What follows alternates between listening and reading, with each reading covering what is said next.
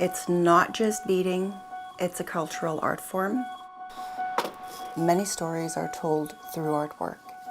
For me, when I'm beading, I celebrate my culture, and I'm proud of being Cree. I'm proud of my Scottish ancestry. I'm telling a story of where I come from and who my family is.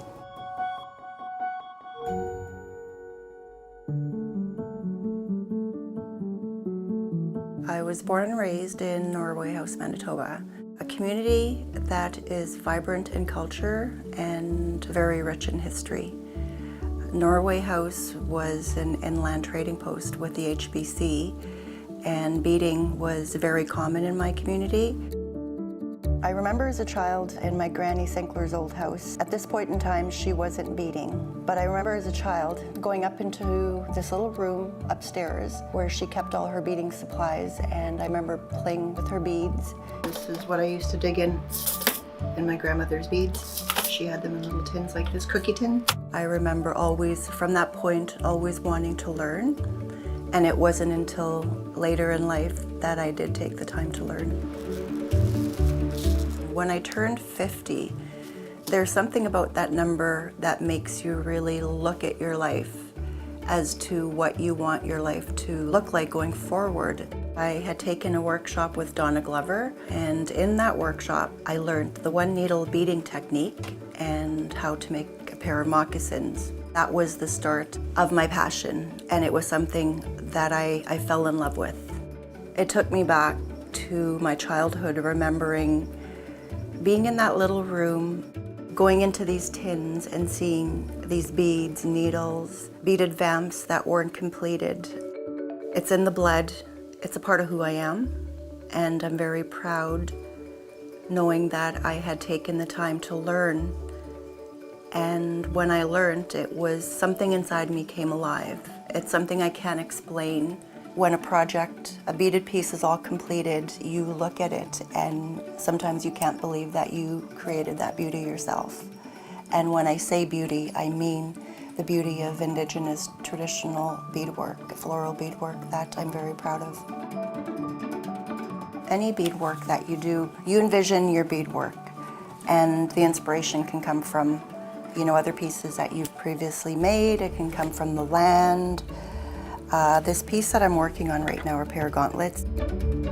After learning beaded moccasins, it was really important for me to learn the mittens, the gauntlets, the mucklucks. I've done some beaded art, frame beaded art.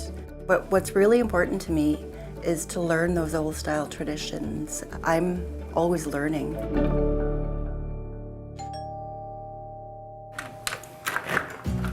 Danzigina?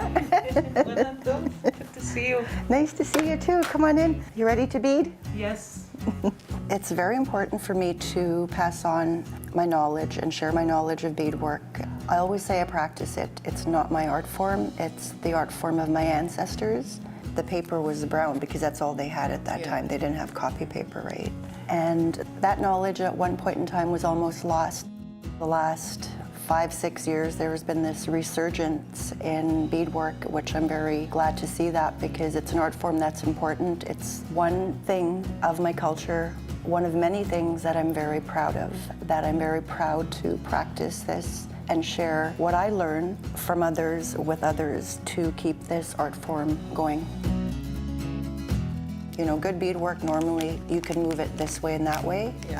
When you first learn, you're learning tension. I find teaching very rewarding. I enjoy sharing the art form. I enjoy seeing the excitement on the students' faces when they've completed a project.